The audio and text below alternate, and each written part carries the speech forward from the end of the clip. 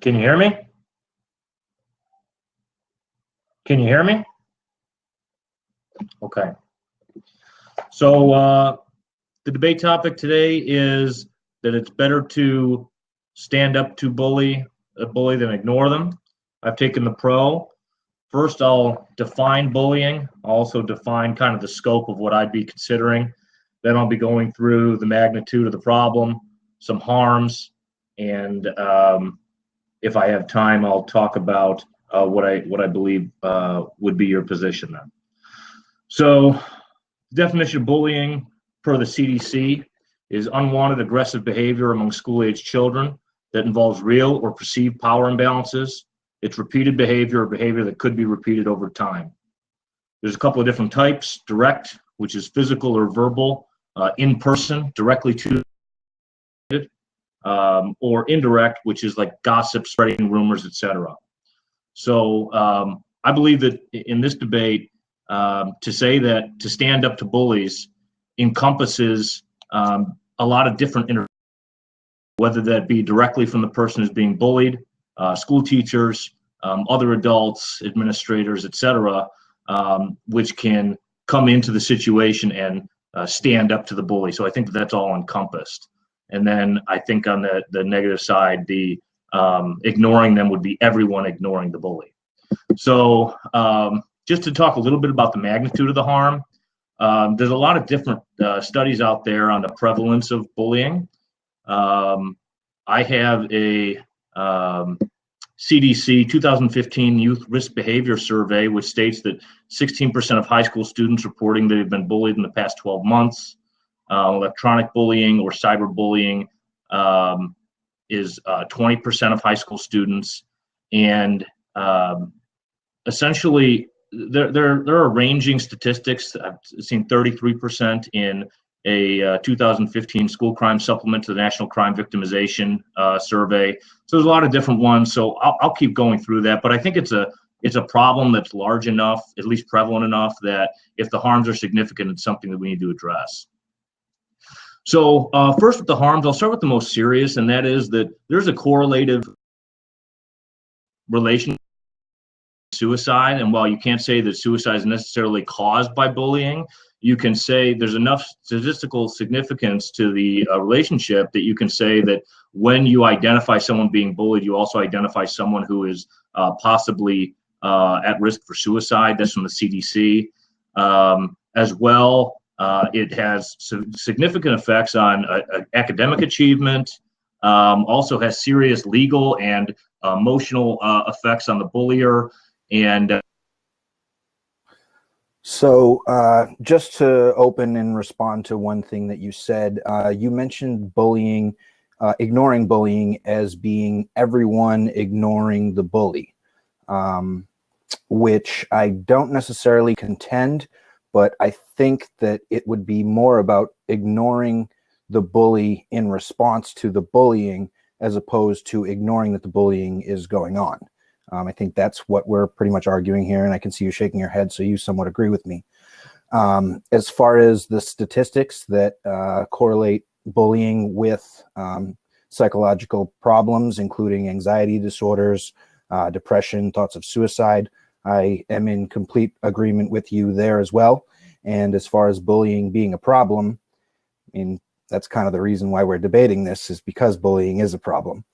I would contend that bullying is better handled by avoiding or ignoring it rather than facing it head on, in the sense that if you ignore the bully is not validated and therefore receives no gratification from their behavior.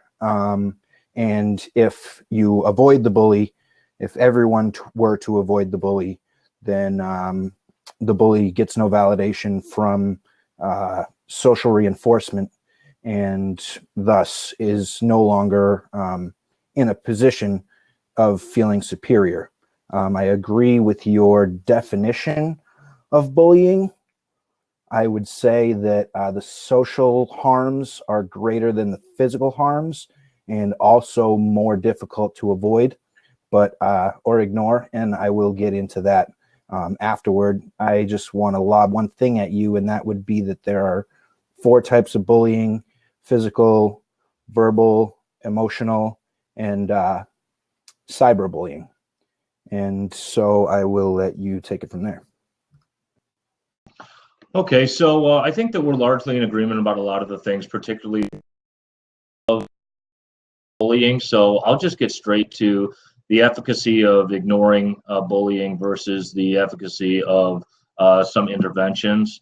So you state that in ignoring the bully, you don't validate them. And while I understand this is a call-out debate and not a legal proceeding or something, I don't really see that there's much to back that up. That may be the case. It may not be the case.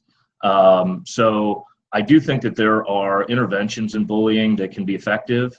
According to and as you said, it's a big problem now, and there are websites about it. Bullyingstatistics.org states that the first thing to do when you see a bullying situation is do not overlook a potential bullying situation. Intervene immediately. And I think that the reason why is that bullies are often attempting to pick on someone who is an easy target. And if you show yourself to ignore them, at that point, you have made yourself a very low cost, low risk target for the bullying. And additionally, as I stated before, that there is a large correlation between suicide and bullying. And so when you intervene in a bullying situation, not only do you address the bully and perhaps stop the bully, but you also kind of give value and worth to the person being bullied, and can, particularly in a case where one may be at risk of suicide, that kind of value and validation and just showing that someone cares can be a very serious and very helpful step in avoiding the suicide.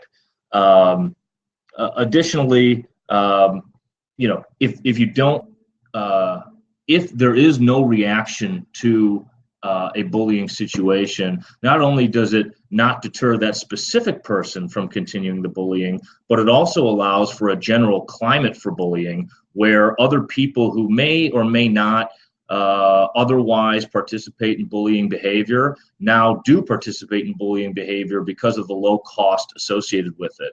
I'm not going to get in trouble. No one's going to talk to me about it, or I'm not going to get any kind of discipline.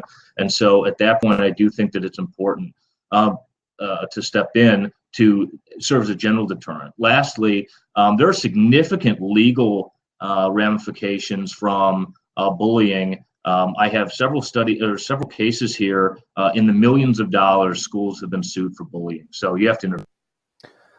I would contend that we are arguing about the victim's response to bullying as opposed to a systemic opposition of bullying when it comes to standing up to a bully.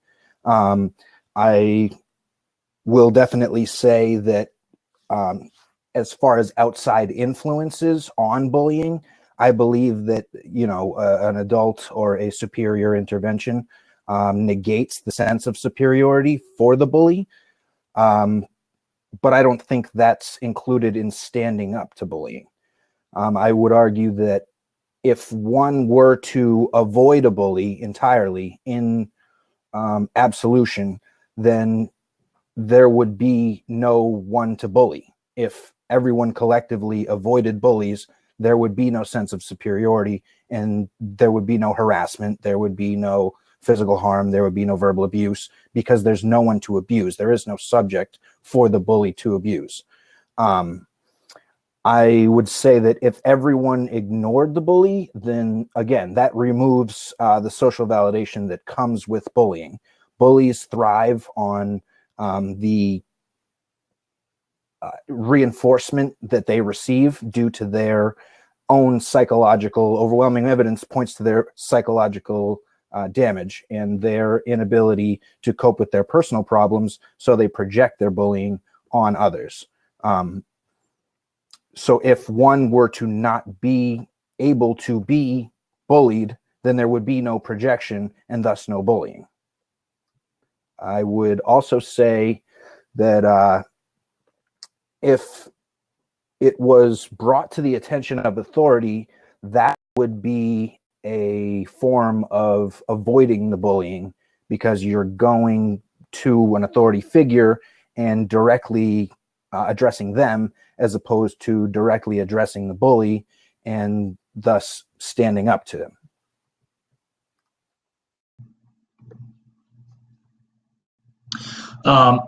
I lost you there. I'm not sure if you're still able to hear me, but I'll continue as though you are.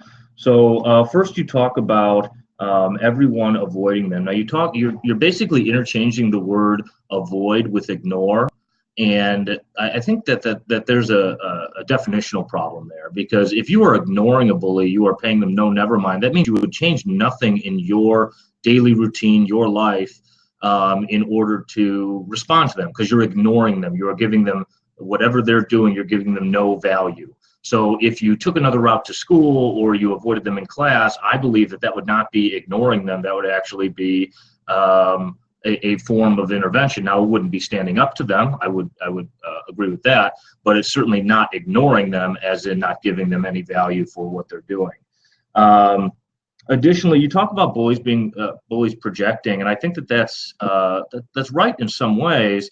And if I can get my statistics here, there is a heavy correlation between, okay, there you are, people who are bullies and people who then later, end up vandalizing property, smoking, drinking, poor grades, and they're also more likely to commit serious crimes later in life. So by standing up to the bully, you're actually, not only are you helping the bullied person, but you're also intervening in that bully and perhaps changing his or her path, where otherwise the bullying itself is predictive of future criminal behavior, future self-destructive behavior. And so I think that the intervention is the same for that,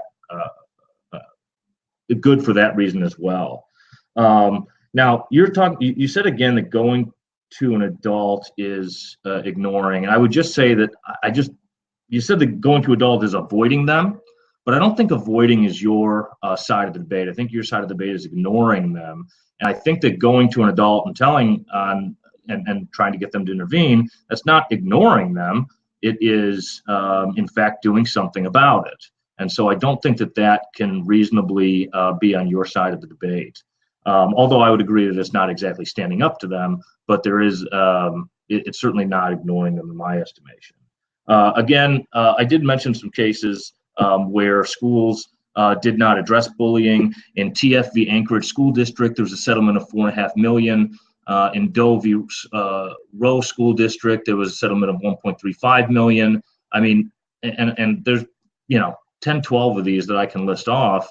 But I think the point is that schools face a very serious dilemma if they don't address the bullying. I do agree that if schools themselves don't address bullying, then obviously bullying will continue.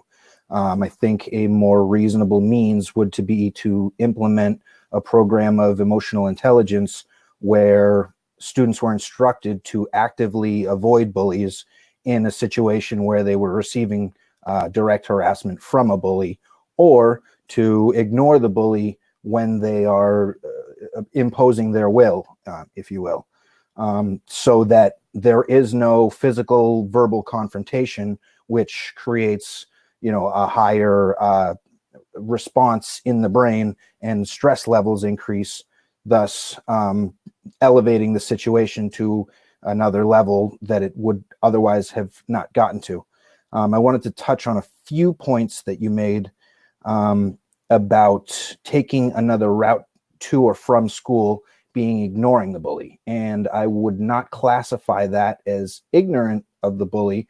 I would classify that as avoiding the bully, and thus avoiding any confrontation and nullifying any bullying. I would also contend that changing the path of the bully for the future and direct intervention, again, I'm contending that it would be victim on bully intervention would be much more effective if the steps were taken to implement a system of overall avoidance of bullying and ignoring of bullying, thus reflecting the sense of superiority on the bully. If everyone was in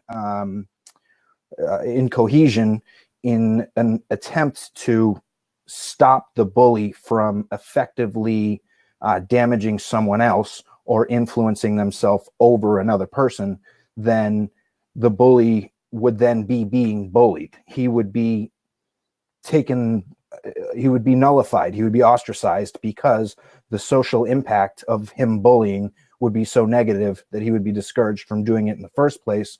And thus it would be a learned behavior that bullying's response is only going to get you less friends, less response, less indulgence, less attention.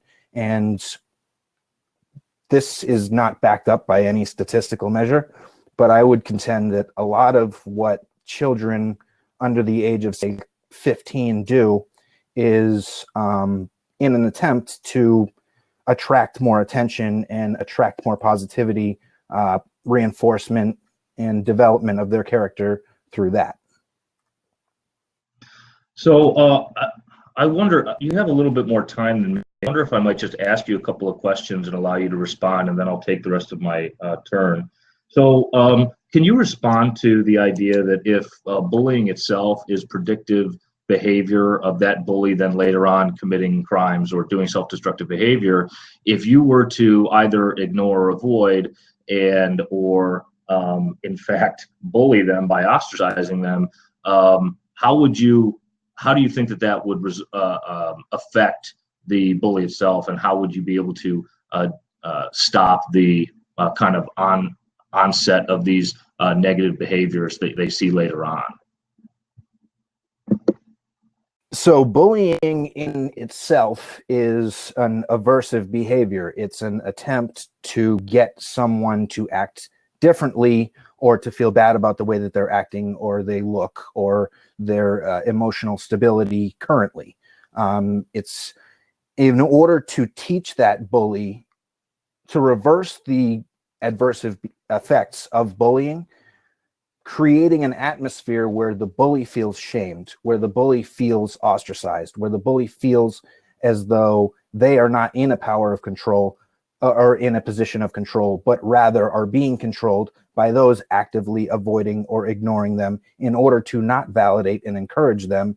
Then I think that it's adversive behavior to bullying, and thus taking away the bullying. Okay, so I want to make 3 quick points here. First of all, the idea of ostracizing a person, that is a form of bullying. So the idea that what we should do to bullies is bully them is itself, I just don't know how that really fits as on your side of avoiding or ignoring bullies. I mean, if it was comprehensive, we're all going to isolate this person, that's actually not avoiding or ignoring bullies, that's bullying bullies in my estimation. So I don't know that would be on your side of the debate. But even so, I don't know how you can claim that a person who, as you said, is projecting from some negative feeling they have about themselves or whatever they're projecting, what we're going to do is we're going to bully them, and then that's going to snap them out of it. I think that that's only going to deepen whatever negative feelings they're having about themselves, and is going to lead to further negative behavior and negative spiral. So I would like to say that, and also I think that I think you still have to contend with the the legal aspects of this and the damages that it can cause schools if they don't address bullies. I mean, these are millions of dollars of settlements, not to mention people committing suicide from it. So if these schools were to implement a policy of we're just going to ignore it, or we're just going to tell you to avoid them, and that doesn't end up being effective, at that point they're opening themselves up to millions of dollars in liabilities.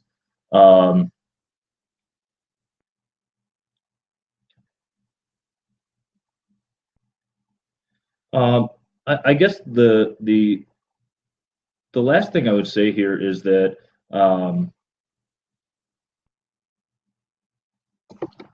well. Oh, that's right.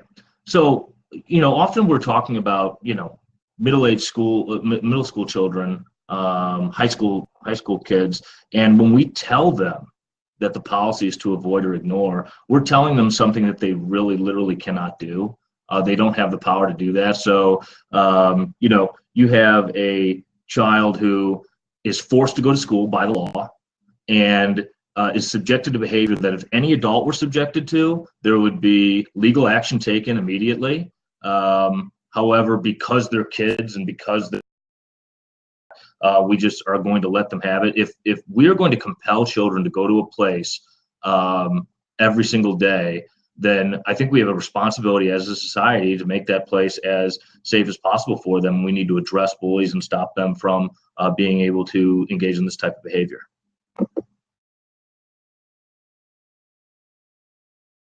Okay.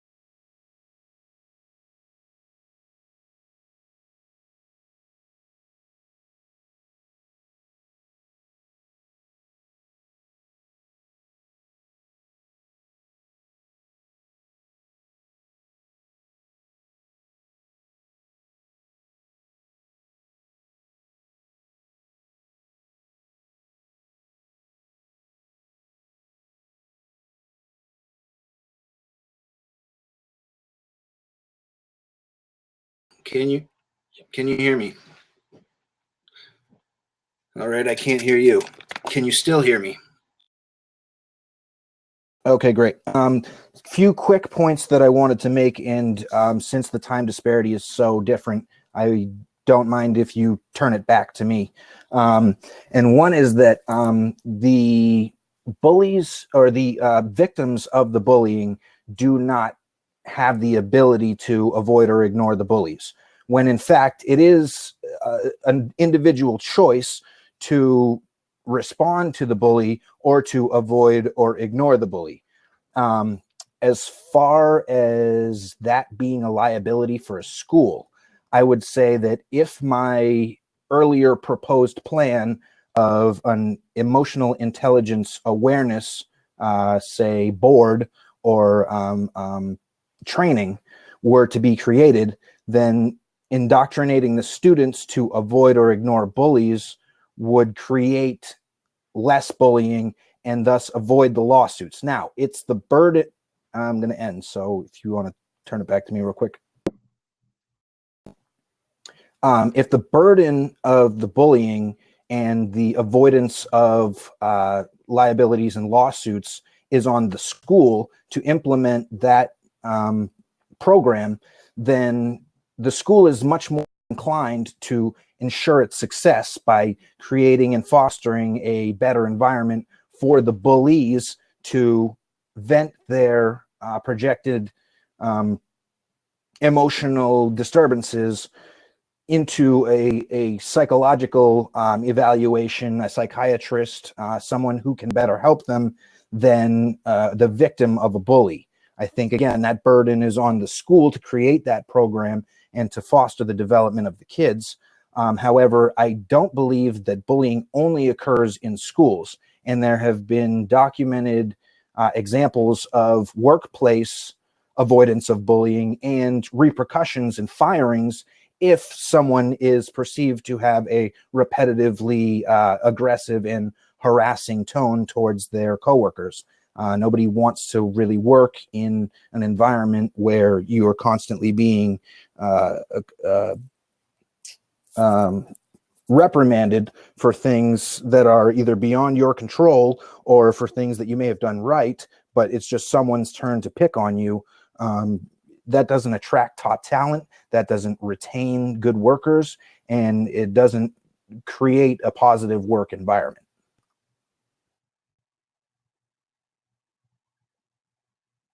Oh, you talk about the school needing to develop a system to redirect bullies to like psychiatrists or something. I don't know how that fits into avoiding or ignoring bullies. I know maybe you're thinking of, I don't know, a school program that then, because there's no one left to bully, because no one talks to the bully, that then they go see a therapist. I just don't see how that follows. I don't track on that.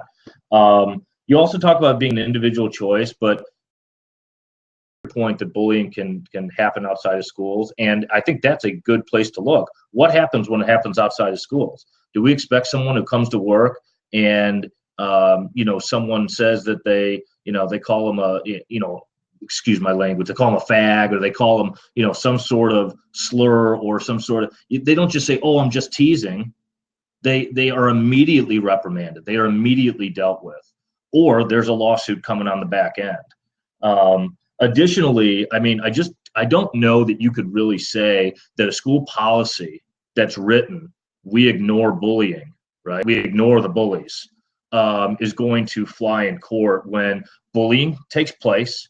A person takes that, is harmed by that bullying, ends up committing suicide or has other psychological or physical injuries from it, and then the school just says in court after they get sued, they say, oh, but we told them to ignore them. I think that is absolutely setting themselves up for these $1 million lawsuits. That's probably exactly what the lawsuits are about. This kind of, not addressing it even after being told. So I think that you do have serious legal liability, and I don't think that you've sufficiently, defended your position on that. Additionally, individual choice. I just don't think that you can expect someone who's 10 years old to simply ignore when you send them into that place every single day, and they have to confront that person. So I do believe that, given the different harms that I've shown that have been. So children do have to go to school every day. That is a societal requirement of their continuing education, but children don't have to choose to pander to a bully or even indulge the bully in bullying behavior. Children can avoid or ignore bullies, which according to the APA help desk for bullying and stopbullying.org is the better idea for victims of bullying to do, to avoid the physical harms that you just said would cause lawsuits and liabilities for the schools.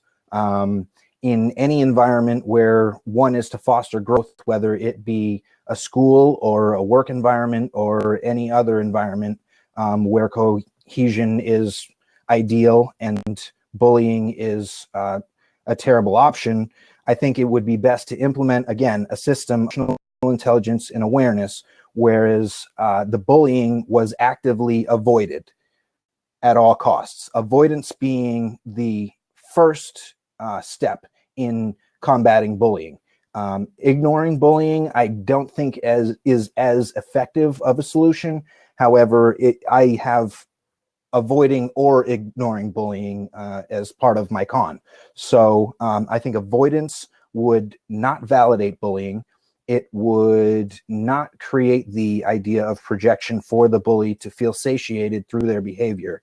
And I think it would reduce confrontation and those physical harms that you said have caused millions of dollars of lawsuits throughout the years.